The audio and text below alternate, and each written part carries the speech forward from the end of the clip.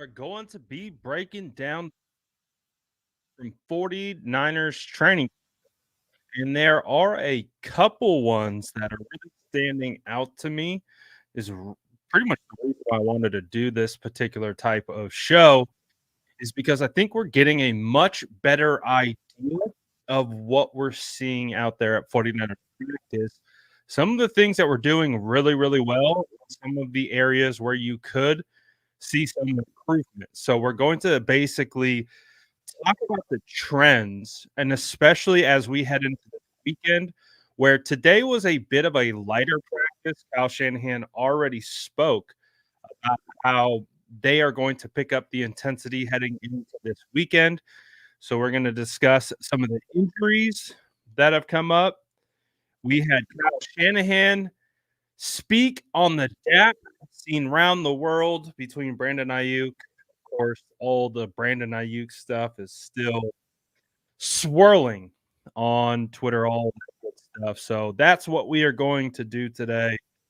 And to be honest, man, I think we're seeing some good things out of 49ers training camp. There's also areas that we can get better at. So let's talk about those things right now.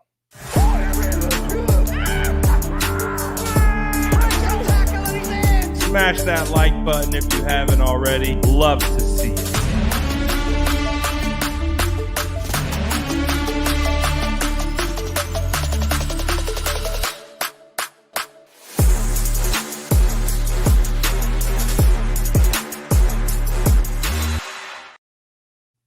Shout out to the SDS. Dropping in per usual. What is going down? All right, let's get into it. So, one of the biggest trends so far that we saw has revolved around the San Francisco 49ers offensive line. And it's a trend that I don't think is necessarily great directly off the bat. Now, we can take away some good because of this particular trend, but the trend that's standing out to me is we have a bit of a revolving door on the interior offensive line. So much so, and I think today is kind of like a perfect example of that. The 49ers signed Pat Elflein. He has starting experience, he's been around the league. He didn't even make it to team period before he left the field with a calf injury. I feel like that is right there. That's the trend that we are starting to see develop amidst the offensive line, specifically interior offensive line. So this is going to be something that I've already been watching, but to the point of, man, they're bringing in additional guys, and those guys are getting hurt. Now, there's silver lining here because we've seen a player emerge because of this. But for example, it did look like we were going to get everyone back today. Spencer Burford showed up with his shoulder pads ready to go. He had his hand wrapped up. You could see it looks like it's one of those. He had one of those clubs that only wrap these two fingers. So I don't know if the break was in this area, but that's what it looked like. The brace was on Burford. So it did look like early on in camp that we were going to see Burford back out at practice today. Here's a photo that I snapped of camp. You can see we got Spencer Burford warming up pre-practice. He's got shoulder pads on. He looked like he was ready to go. You got Aaron Banks right here, shoulder pads, looking like he was ready to go. You had Jake Brendel back out there, and you had Jonathan Feliciano back in the mix. So it was like, oh, it looks like we're cooking today. We're going to be having a good amount. We're going to have an offensive line party out here because it's been pretty thin. Well, Spencer Burford ended up not participating in individual drills or team drills. And then Aaron Banks didn't participate in team. He's dealing with back spasms, so he didn't participate. And we saw Jonathan Feliciano, but it wasn't with the starters. So, like I said, one of the trends that we've been able to see is there's just this ongoing rotation on the interior offensive line. But because of that ongoing rotation, whether due to injuries or what have you, there is a good chance that Dominic Puni has already done enough to solidify a starting job early on in camp. Now, there's still lots of camp left. We've got preseason, regular season. So I guarantee you this offensive line that we have seen so far probably won't be the offensive line that we see when camp comes along. But the fact of the matter is, starting at right guard today, all throughout practice, was Dominic Puni, and it was Feliciano behind Puni at right guard coming in as a backup. So that was interesting. Starting at left guard was Ben Barch, and then Nick Zakel came in rotation. Nick Zakel has also come in at center along with Ben Barch. So the trends that I'm currently seeing right now is Puni may have gotten into the starting lineup due to injury, but there is a chance that he is going to lock down one of these spots. So that is going to be a fascinating development through the rest of training camp and how this thing is ultimately going to play out. So prior to Banks being going down and missing practice, he was struggling a little bit. So it is going to be I'm literally just waiting to see what this offensive line is going to look like. Brendel has been rotating. One of the things that I've noticed with Brendel is after a lot of reps, he's kind of like it's like he's got a jacked up shoulder or something. He doesn't look right. So I think Brendel's trying to push through, but I think Brendel is dealing with something that maybe isn't he's not letting on. Obviously, they probably know internally, but there's something because he'll get done with the rep and he'll just kind of like he does this all the time, and it's not something that I'm used to seeing from him. So my read on Brendel is he's dealing with a potential upper body, kind of a nagging injury. Obviously, it's not to the point where he can't practice. And I think that's very important as an offensive lineman or a football player in general. You get dinged up all the time, but there's a very important distinction. Are you hurt or are you injured? Everyone's hurt, right? Everyone's dinged up. Everyone's going through something. Everyone's hurt. But are you injured? Injured means you can't play. And so as it stands right now, it looks like he's hurt. Doesn't look like he's necessarily injured. So we'll see. We'll see what's going on with Brendel. But so far, Dominic Puni has seemed to be the most consistent interior offensive lineman. Another trend from this training camp so far since pads have come on, Jalen Moore and Colton McKivitz look much improved. I know no one wants to hear it. No one wants to hear Colton McKivitz is looking good. No, can't be. Brad's just blowing smoke. No way. It's happening. Colton McKivitz has looked good consistently with pads. Even Jalen Moore has looked good as well. Now, neither one of them are perfect. It's the offensive line. You're going to get beat. But for the most part, I would say I have been pleasantly surprised by both Jalen Moore and Colton McKivitz since pads have come on, specifically in pass protection. And that includes going up against Nick Bosa and Leonard Floyd and Yetur Gross-Matos. Now, again, it hasn't been perfect, but all things considered, body of work over the last 3-4 days of practice, they look good. They're holding up good. I don't know what else to tell you. They look good. I feel like the biggest issues we've been having on the offensive line happen on the interior. And when you look at, you know, like I've already explained, some of the issues with the rotation on the interior, hey, that's not a huge surprise. So, from an offensive line standpoint, considering there's no Trent Williams, your top 3, 4 interior starters have been in and out of the lineup. It appears they have found a potential starter in Dominic Puni. And what I'm seeing is they are trying to determine if Ben Barch or Nick Zakel can either be a starter or be the kind of interior swing guy. So Ben Barch and Nick Zakel, I think, have the best shot at competing for this roster spot. I think Chris Hubbard uh, is going to be the other swing tackle opposite of Jalen Moore once Trent Williams comes back. So it's going to be interesting. Drake Nugent has looked good in spots.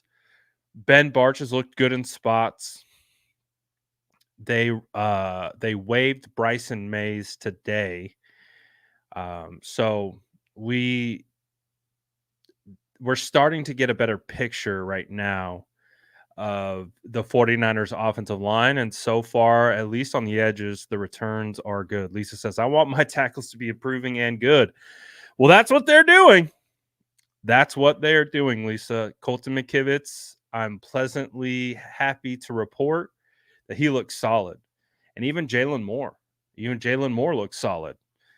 So I know the offensive line has been a point of contention amongst a lot of 49er fans, but I'm thinking like, okay, well, Jalen Moore, I feel very confident in as our primary swing tackle. Colton McKivitz, I feel confident in as our starting right tackle.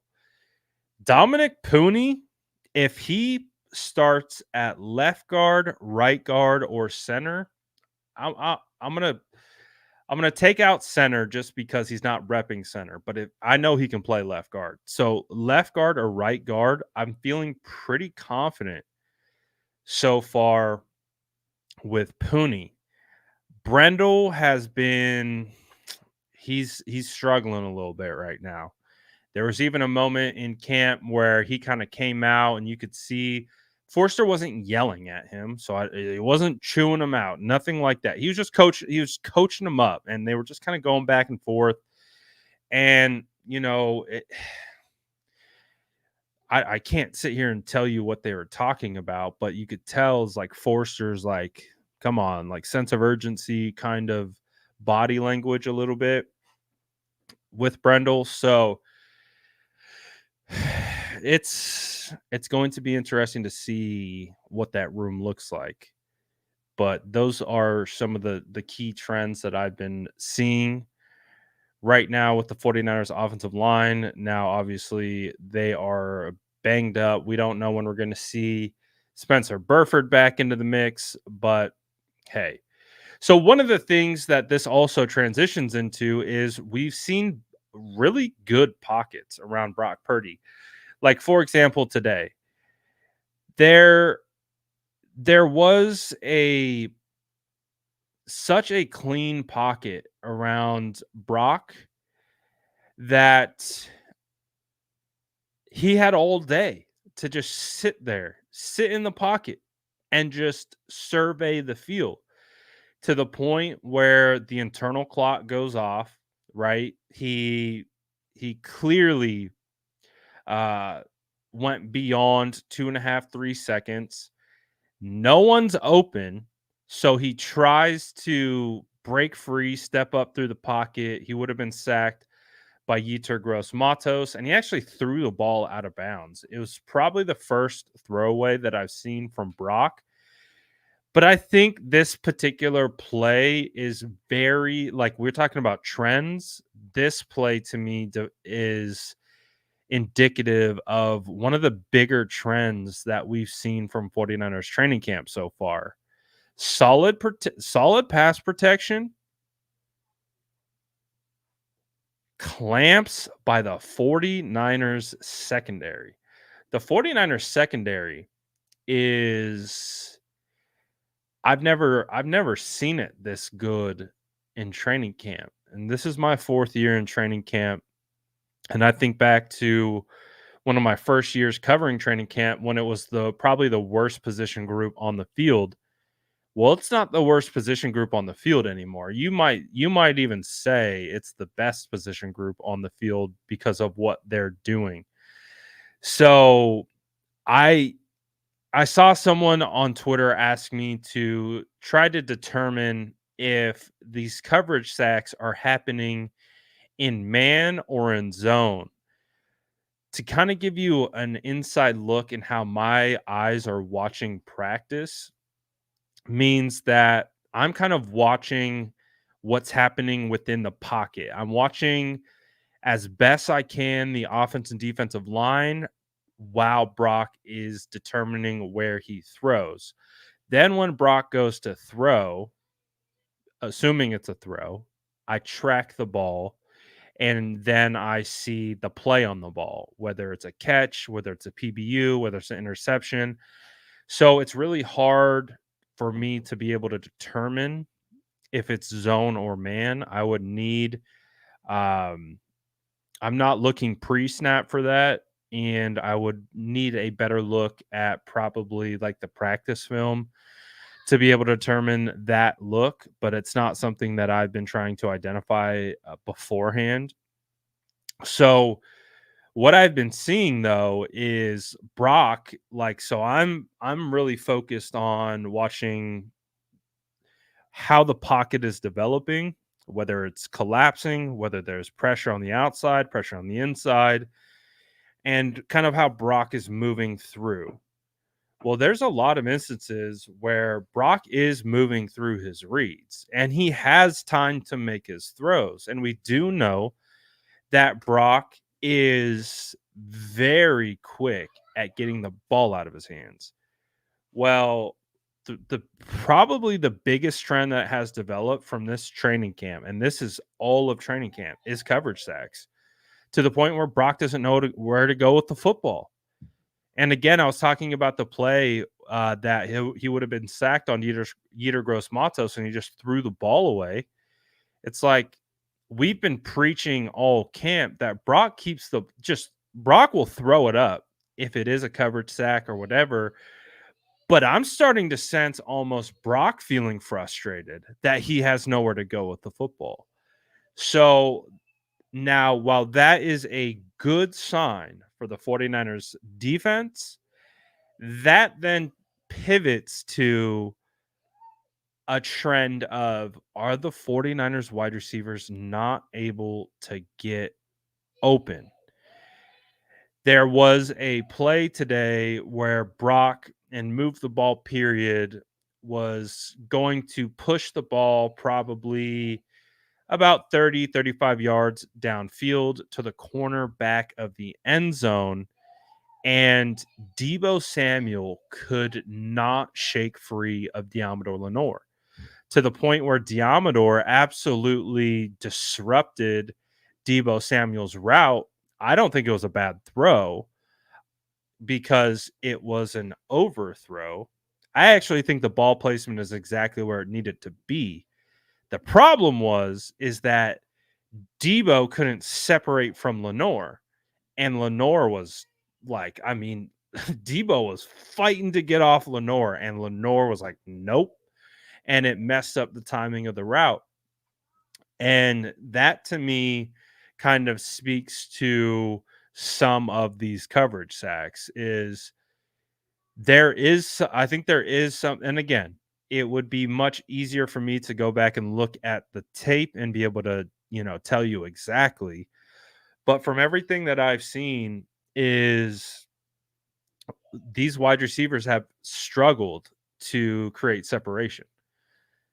Juwan Jennings hasn't practiced the last 2 practices. It's been Deebo Samuel. Ricky Pearsall has been slowly integrated into the offense. You have no Jacob Cowing out there. You have no Tay Martin. You got a lot of Ronnie Bell. Danny Gray's kind of in that same category as well. Is kind of in and out of the lineup. I don't think he practiced the day before. So, Kittle's not, he's participating. Like, probably one of the biggest gains of the day was to Kittle. It was the pocket. Again, it was almost a coverage sack where Brock is looking. There's nothing opening, and the pocket is closing in on him, and he just kind of gives a little jump pass to Kittle in the middle of the field, and Kittle runs up for a solid gain. But that was almost a sack. So, and it's not because necessarily of the offensive line getting beat like a drum. It's because Brock is trying to find a place to go with the ball, and he's not seeing anything. And you know, from what we've seen the last 2 years, where Brandon Ayuk has been the best player on the field, it it feels like we're missing Brandon Ayuk. Now, obviously, we all know this. Brandon Ayuk is the number one wide receiver here. He is an all pro for a reason. Nearly 1,400 receiving yards last year on 75 receptions. He is a huge part of this offense. I would say probably one of the biggest trends of this training camp is this offense could be in trouble without Brandon Ayuk. And that's a hard pill to swallow because I know everyone's trying to figure out what's going on with Brandon Ayuk. It's not a foregone conclusion that Brandon Ayuk is returning. So if we're into training camp right now and we're looking at this offense like, this offense is missing something. Now, obviously, they're missing continuity on the offensive line. No Christian McCaffrey today. No Jawan Jennings. That plays a role as well, right? And the offense has just been like, there's so many rotations going on the offense. But when you compare it to the last 2 seasons in training camp, and the best player on the field is Brandon Ayuk, it just feels like, dang, this defense kind of has the upper hand right now. It would be great to be able to challenge this defense with a wide receiver of Brandon Ayuk's caliber. But I don't know if or when that is going to happen.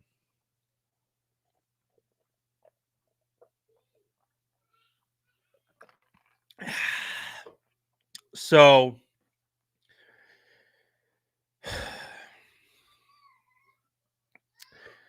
now you get Jennings, you get Debo, you get McCaffrey, you get Kittle, you get everyone back minus Ayuk.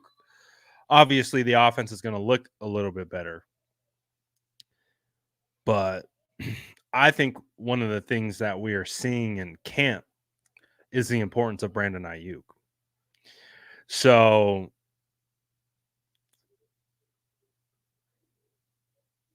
yeah.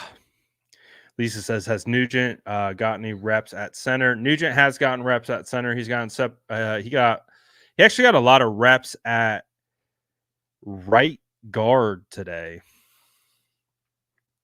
A lot of reps at right guard today for Nugent. He's looked okay. I'm not sure Nugent will make this roster, but he could definitely be a practice squad guy. For sure. So Eric says it's time for Pure Salt to shine tomorrow. Let's go. And that's what Kyle Shanahan was alluding to. So, like I said, today was a bit of a light practice. It wasn't all that much. It wasn't a ton of energy. You could kind of feel. You can feel the intensity of these practices. And so even Kyle Shanahan spoke about it today. He said that tomorrow is going to be a much more intense practice. So I do believe that we shall see a much more ramped up, amped up group. And yeah, yeah, I'm looking forward to seeing that come to fruition. Um, Moving forward. So tomorrow, I think we'll get a much better practice than what we got today. No interceptions or anything. We had one turnover. I think it was a Cameron Latu fumble. And then we had another fumble in an exchange between Purdy and Jordan Mason, I believe it was. Elijah Mitchell. So a trend. You want to talk about a trend? Ever since Jordan Mason got that first carry, I think it was the first day of pads, Elijah Mitchell has looked much more aggressive as a runner. And that's a good thing. So I think I don't know if all of that noise was a bit of a wake up for Elijah, or I don't know. You never know what kind of can get you motivated sometimes. And if JP taking that first rep, Kyle Shanahan saying what he said about JP, Elijah's been running really well. So he's been running a little bit more violent. He's been running with a little bit more sense of urgency. So he's been moving well. I've liked what I've seen from Elijah Mitchell ever since that, because he was looking kind of lethargic, and something. I think that might have sparked something because Elijah's moving well. So Elijah and Jordan Mason continue to look good. Dude, Cody Schrader looks good. Even Patrick Taylor looks good. So I'm just kind of wondering, like, where does Isaac Garendo fit into this mix? If Elijah Mitchell's looking good, we know CMC's the mainstay at RB1. Jordan Mason is not. He's got to get carries this year. It just has to happen. And if Cody Schrader looks like a capable running back that deserves to be on an NFL roster, what are you doing with Isaac Garendo? So this, honestly, I think is one thing that we just got to look out for. We've seen it before. Now, this I may be mistaken. If you have the correct answer, feel free to correct me. But this is the first time that the NFL has implemented red shirts that can come off, or no, excuse me, IR. So let me restart this. If you get placed on IR before the regular season, previously you would be on IR for the entire season. There would be no way to activate anyone off short-term IR or anything like that. We saw that from Cameron Latu last year. He got placed on IR, effectively medically redshirted for his rookie season. Now, from my understanding, is you can be placed on IR before the regular season and you can still be activated for the regular season. So it effectively is like short-term IR always. You have the ability to go down on IR for I think it's like 4 weeks potentially. Again, I don't have the rules in front of me, but I do think this is one of the big changes they made. So Isaac Garendo could theoretically start his season on IR. And if he does, I do believe he will have an opportunity to come back or just hang out on IR for the whole year. So, based on how the running backs are moving right now, like it's crazy that Isaac Garendo isn't even a thought right now, just and at no fault to him other than the fact that he's just not out there. But you got Elijah, Jordan Mason, and Schrader looking really, really solid right now. Even Patrick Taylor has busted up some good runs. So feel good about our running back room as it currently stands. I talked about the offensive line. I feel good there. Jacob Cowing was out moving today. He looks like he was moving pretty well. So I don't imagine he will be on the shelf for a crazy amount of time. So it'd be great to see Cowing back out there. But I imagine we'll see more Ricky Pearsall. Ronnie Bell's been showing out well. Trent Taylor is quietly having a really good camp. Trent Taylor probably had the best catch of camp, not of camp, but of the day. He had a dive and lay out for this pass against the right sideline from Allen, and he made a quality grab. So Taylor, like, it's an uphill battle for Trent just based on drafting two rookies. Ronnie Bell, I think, makes it.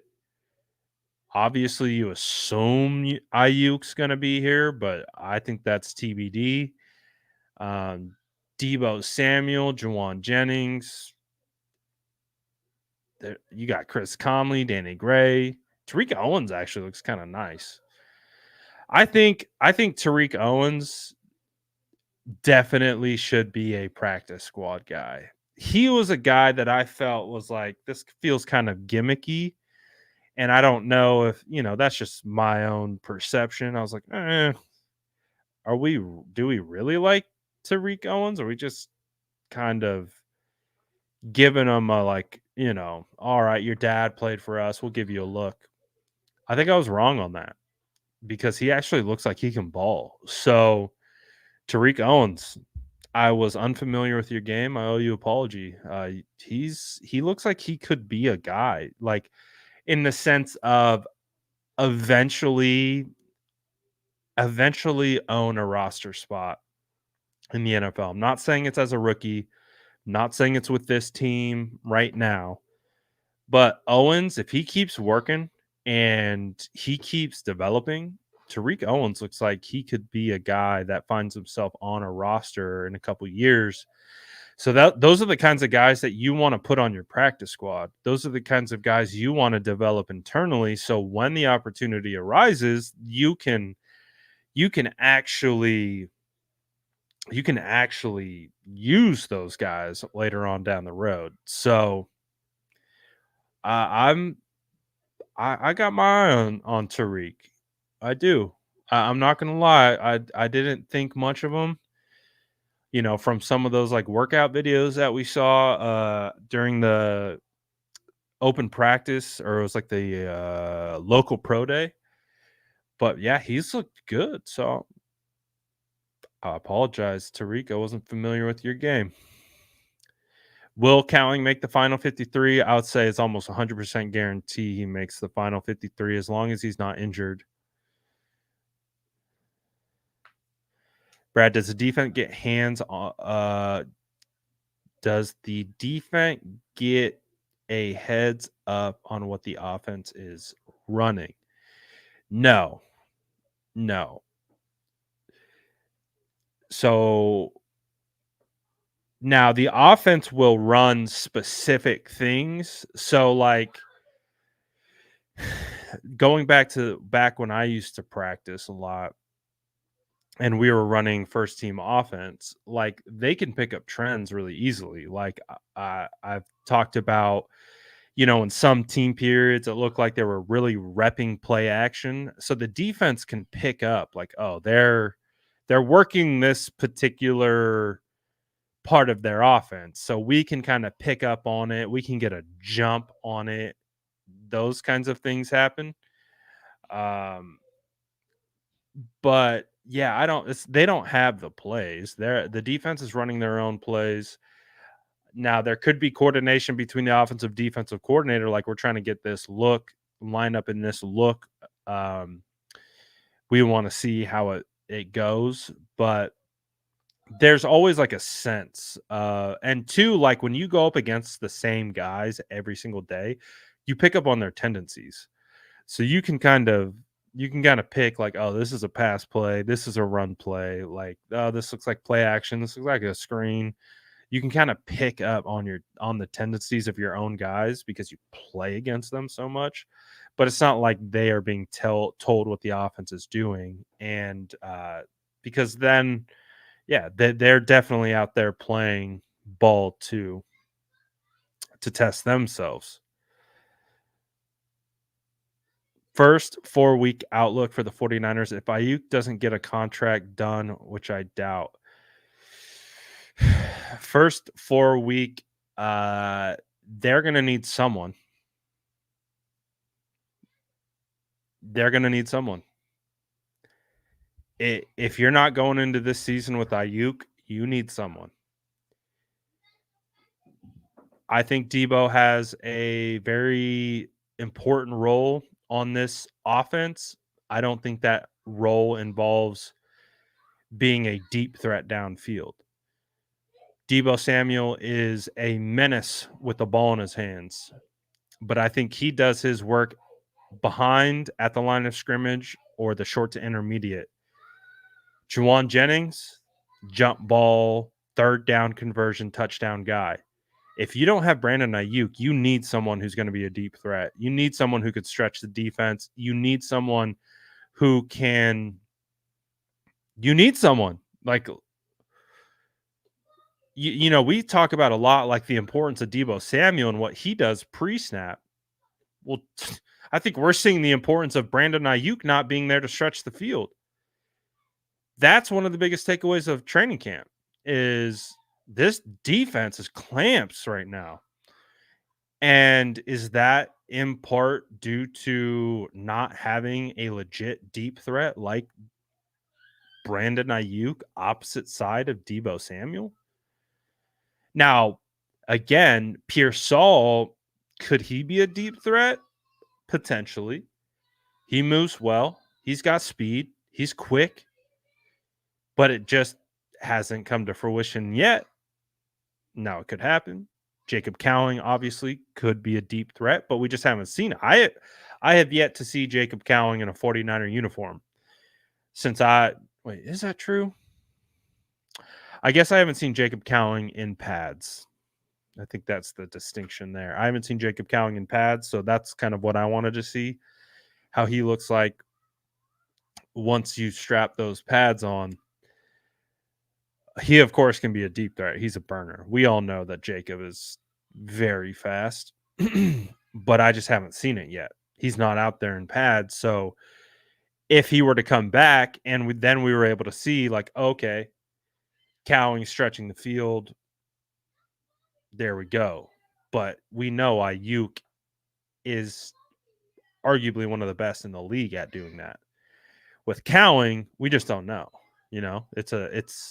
We know what he's capable of, but we haven't seen it yet in practice.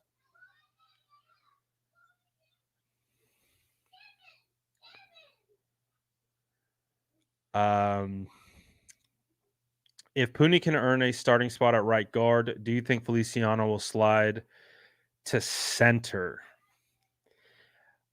Based on kind of like what we've seen, the early returns in training camp, there is a lineup that I could see happening. Hold on a second.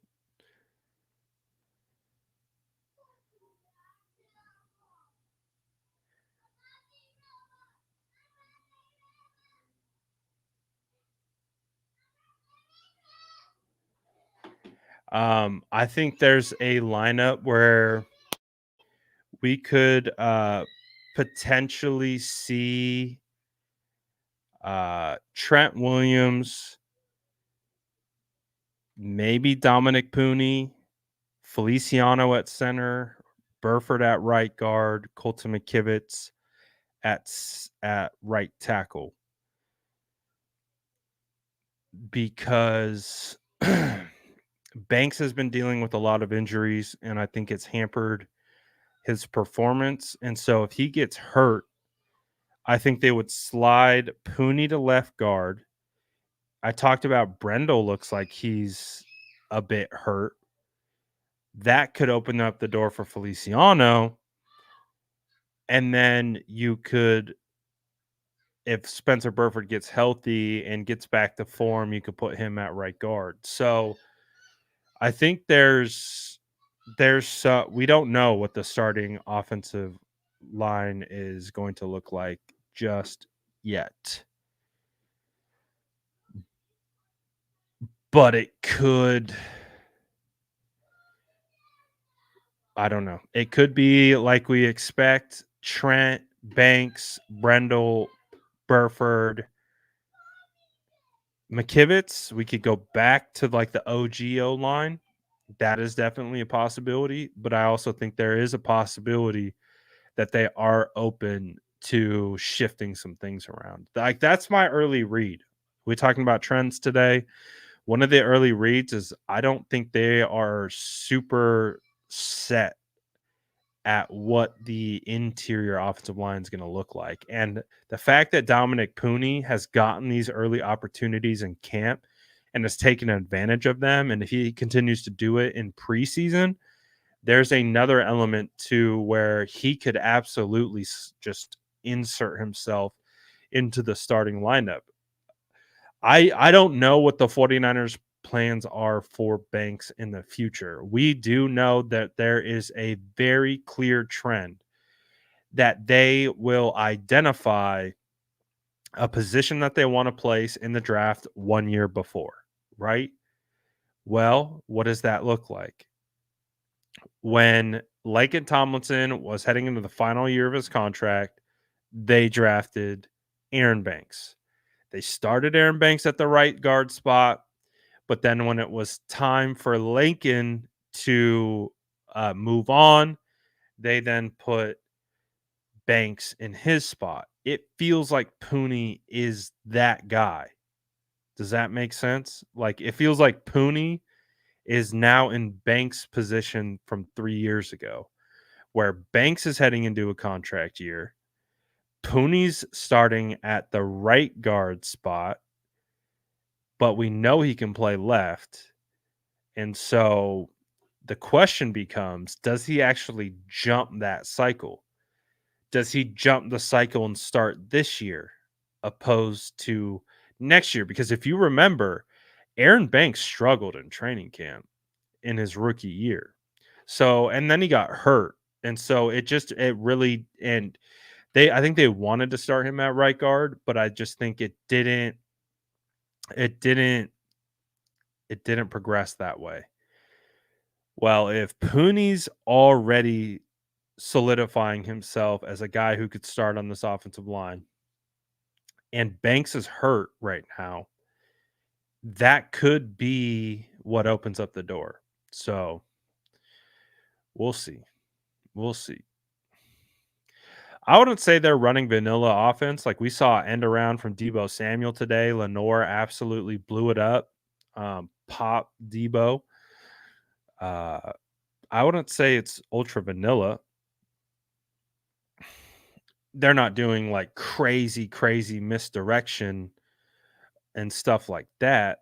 But yeah, so Kyle, I believe, did say no surgery for Burford, but Burford still is expected to miss some time. Oh, one of the cool things that we saw today is we saw bear front. So this gets me excited as a trench guy. Is we saw it was Jordan Elliott on the nose, and then flanking Elliott was Hargrave and Collins, and then it was Floyd Gross Matos. Keep in mind that Nick Bosa didn't practice today.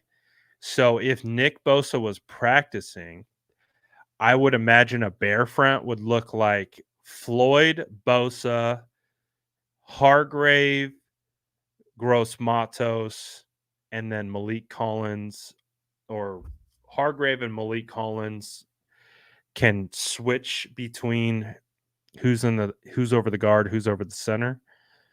But you kick Yetur inside, and that defensive line, I mean, the defensive line that we saw today stuffed the 49ers offensive line from running the ball in that look. But it was a cool look, and I liked it. I like seeing those bare fronts. It's a lot of meat on that offensive and defensive line. But it was cool to see. And again, that's without Nick Bosa on the field.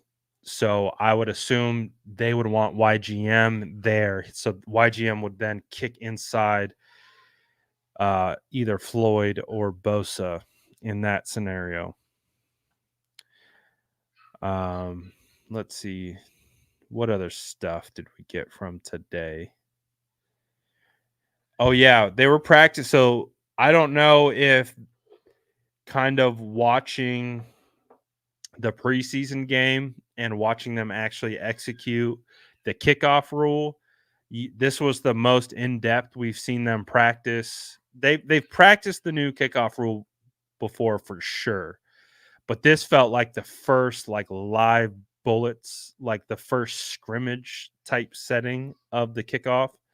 And you had Deebo Samuel and Kyle Juszczyk as your primary returners. Deebo Samuel actually,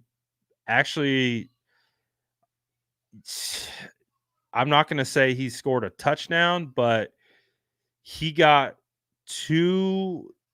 It creates like this natural, like it's almost like a line of scrimmage because they're just like 10 yards away and it's a lot of bodies. He got through it. And again, they're not tackling, so who knows if they actually would have tackled him or not. But he got a solid gain, so I'm like, this is interesting.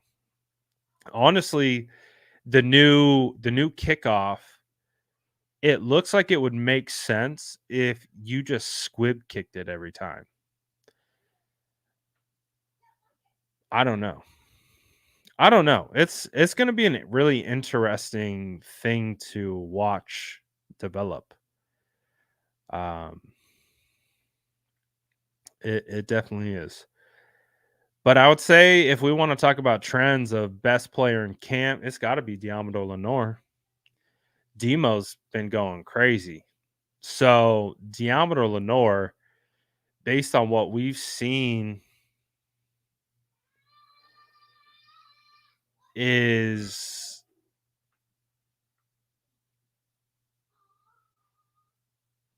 that, I mean, he's looking fire. And again, it's like, are we seeing so many coverage sacks because you got guys like Charvarius Ward who's just taking away the receivers, you know?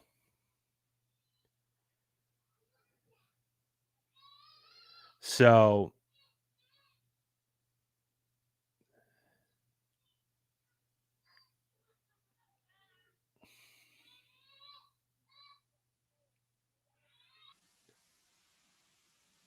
definitely leaning heavy. Say defense is winning training camp so far, but that's not crazy either. So far, Renardo's been looking good. Him, Renardo, Isaac Yadam, yeah, those guys are for sure going to get a lot of playing time this year. For sure. Honestly, I haven't seen a whole lot from Darrell Luter. I was expecting Luter to pop a little bit more.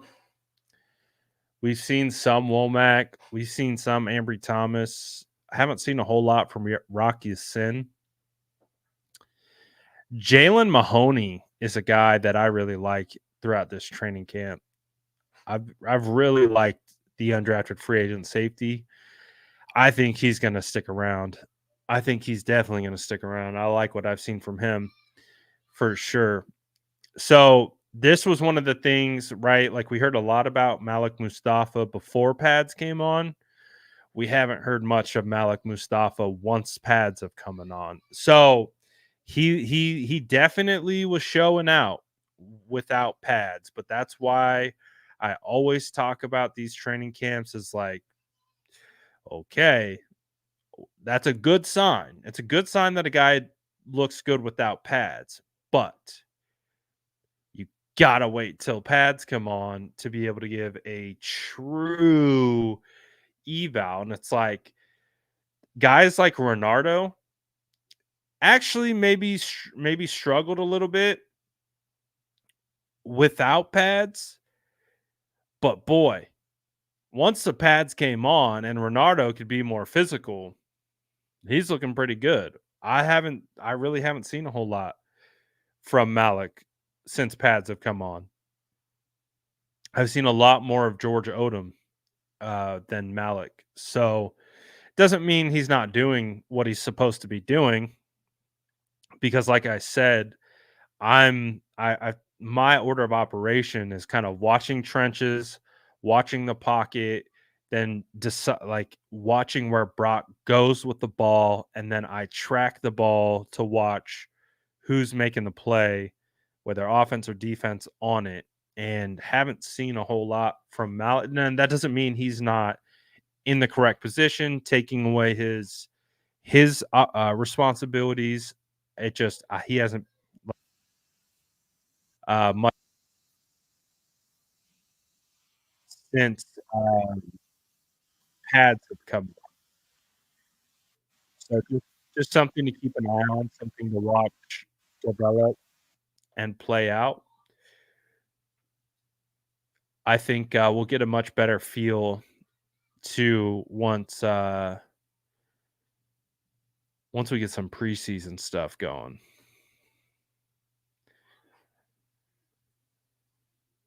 But Odom's been actually playing really well. Odom's playing well.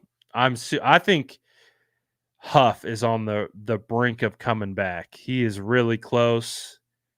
Um, it sounds like the plan is to get him just to keep him off to the side during the open portions of practice, and then when they transition into uh, going for the joint practices, then I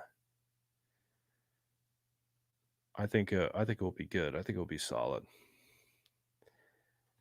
But so far, I mean, it's still been It's still been quality practices, but I do think the trends are leaning towards the defense kind of winning early on, which isn't crazy. Like that happens. It's pretty normal, actually.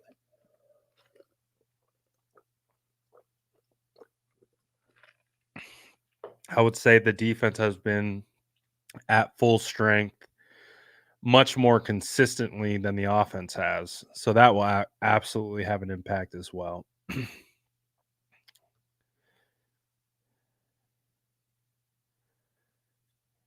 So, ugh. But we'll be back so I'll be back tomorrow. I'll be back tomorrow and Sunday. And like I said, Kyle Shanahan already hinted at more intense practices, which I think will be welcomed, welcomed intensity. So we'll have more to cover. Who's the most standout besides Pierce? So are you talking rookies? If you're talking rookies, it'd be Dominic Puni right now. I would say Puni would be the biggest standout of the rookie class so far, considering the transition that he's made pretty seamlessly. So I would say, yeah, I would say Puni so far. Renardo's showed glimpses. Mustafa's shown glimpses. Pearsall's heating up. I think Pearsall will look really good by the end of camp. Schrader's looked decent. They've had Jarrett Kingston at right tackle. I liked what I've seen so far from Mahoney. Haven't seen Garendo. Haven't seen much from Cowling. So pretty solid. Pretty solid. So if you guys aren't doing anything tomorrow, make sure you tapped in. I'll be doing more updates from 49ers training camp, all that good stuff. Appreciate everyone tapping in today. I'm out of here for now. Peace.